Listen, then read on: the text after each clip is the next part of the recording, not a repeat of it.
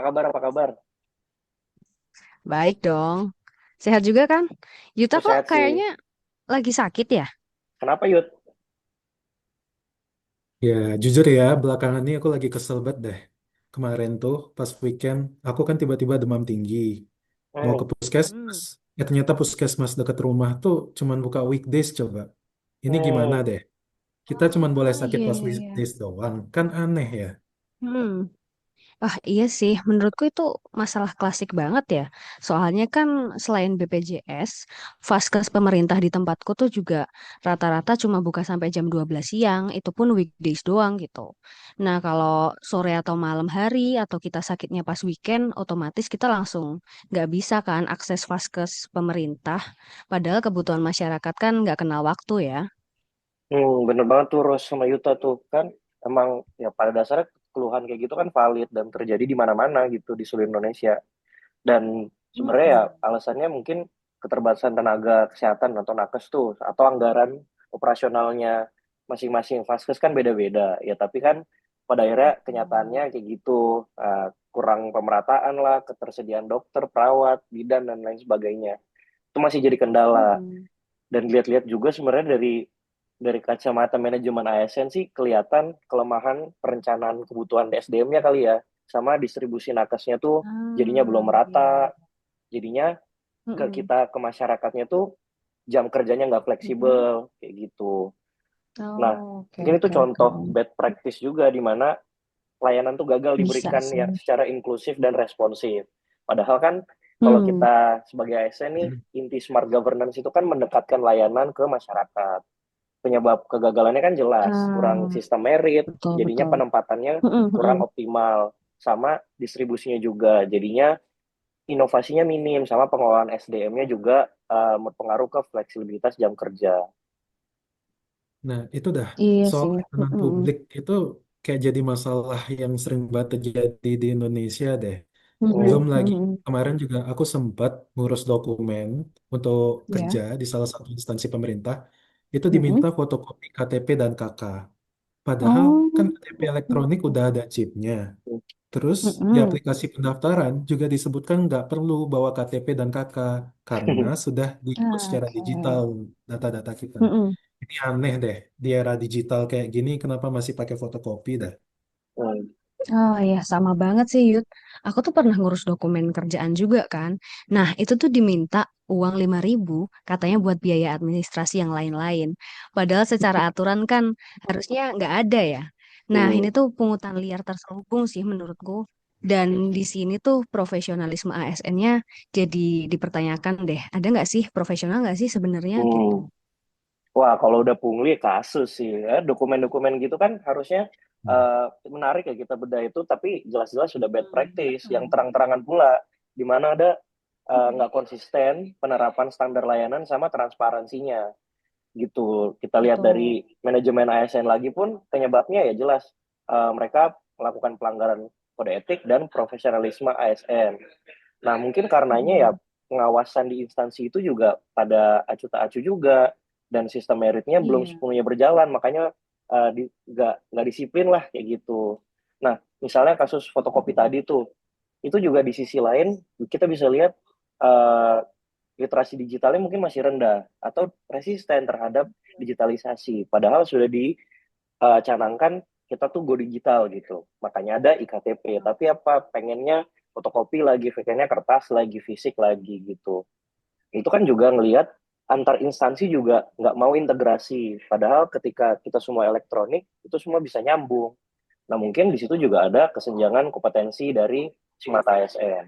Kayak gitu. Nah, sebenarnya bisa kita cegah sih hal-hal yang kayak gitu. Hmm. Kalau buat pungli misal, Gimana ya tuh? pengawasan internal itu harus kuat. Hmm. Sama mekanisme pengaduannya bagi kita masyarakat yang harus mudah dan transparan. Jadi kalau emang kita kita dikasih atau dapat uh, diminta pungutan liar, kita harus bisa lapor dengan aman dan nyaman.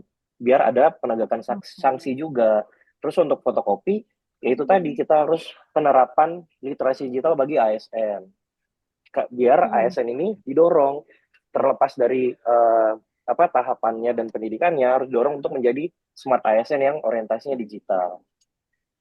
Hmm, Nah, gitu. itu kan sebenarnya ada potensi deh buat pemerintah itu bisa menjalankan pemerintahan yang smart, smart Hmm. governance.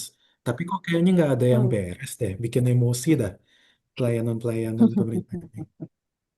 Tapi nggak fair juga loh, Yud, menurutku kalau misalnya disebut pelayanan pemerintah tuh buruk semua. Karena di daerah Klaten, setauku, itu ada juga kok yang pelayanannya bagus dan bahkan udah smart governance.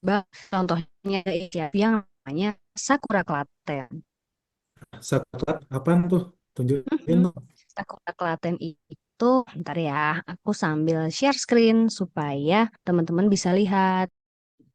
Nah, jadi ada yang namanya Sakura Klaten. Sakura itu singkatan dari Sistem Aplikasi Kependudukan Online Terpadu. Ini tuh inovasi dari Dukcapil Klaten yang memungkinkan warga buat ngurus dokumen kependudukan kayak akte kelahiran, akte kematian, atau kartu keluarga secara online dan bisa dari mana aja loh. Nggak perlu langsung datang ke kantor Dukcapil. Nah, dokumennya itu juga bisa dicetak sendiri di kertas HVS dan biasanya ada QR code-nya di situ. Dan ini tuh udah legal. Dengan menunjukkan aplikasi ini, dengan adanya aplikasi ini tuh menurutku ASN-nya yang mengelola itu udah inovatif dan berorientasi pelayanan banget. Hmm. Bagus banget ya kalau kayak gini. Aku juga tahu tuh di Mojokerto Mm-mm. tuh ada yang namanya Gayatri. Coba gantian deh, Ros. Nih, aku liatin ya. Oh, oke. Apa tuh Nah, kalau Gayatri? di Mojokerto itu namanya Gayatri. Dia tuh layanan masyarakat buat ngedekatin layanan kesehatan tuh langsung ke masyarakat. Apalagi zaman-zaman COVID tuh kemarin. Kan baik nggak Oh, banyak iya, nakes-nakes yang iya. on call atau sulit gitu. Nah, Mm-mm. sama dengan Gayatri ini banyak layanan-layanan yang jadinya bisa kayak telemedicine, 24 jam, pengantaran obat, penjemputan pasien, dan masih banyak lagi sih. Nah, kerjasamanya tuh juga seluruh elemen OPD gitu loh. Jadi TNI, Polri, dinas-dinas lainnya juga. Karena ini semua di bawah arahan dari pemerintah kota. Nah, hal-hal yang kayak gini ya, sebenarnya tuh bikin kita tahu bahwa eh, good good governance tuh mungkin banget gitu loh. Nah, kita tuh butuh solusi sama strateginya aja. Solusinya adalah kita harus manfaatin teknologi sama kita harus strateginya kolaborasi antar unit gitu. Nah, di situ kunci keberhasilannya. ASN-ASN ini mesti smart, terus inovatif, dan juga menjaga profesionalisme dia, sama integritasnya juga. Jadi apa? Mereka tuh punya ide dan berani juga buat Mm-mm. eksekusinya. Misal kayak tadi, mereka jadinya Oh, nggak oke, lagi oke. harus terpaku sama jam kerja kantor yang fisik, tapi gimana caranya Mm-mm. menggunakan teknologi itu buat memperluas jangkauan layanan. Dan juga ASN itu harus apa? I Harus orientasi pelayanan see. publik dengan nilai-nilai Mm-mm. smart ASN juga, kayak gitu, hospitality sama entrepreneur. Gimana? Karena mereka harus fokus nih.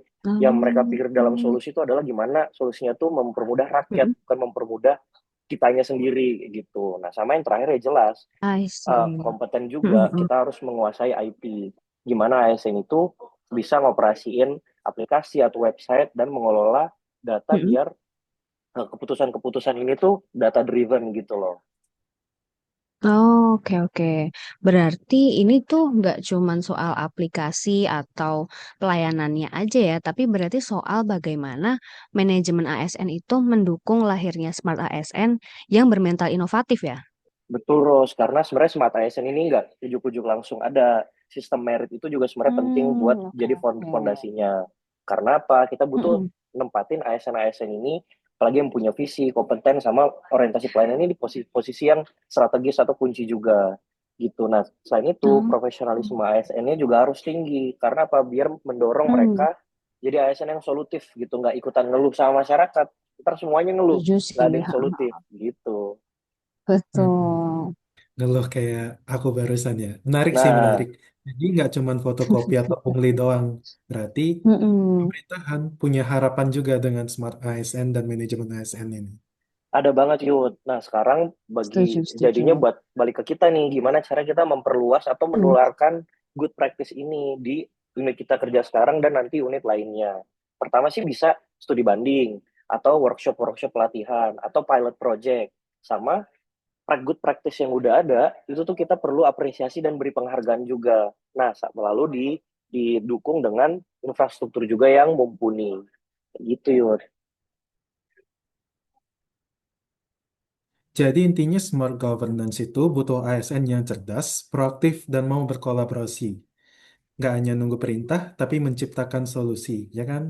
Betul banget, exactly. Nah, pokoknya kuncinya ASN kita-kita ini harus jadi agent of change atau agen-agen perubahan.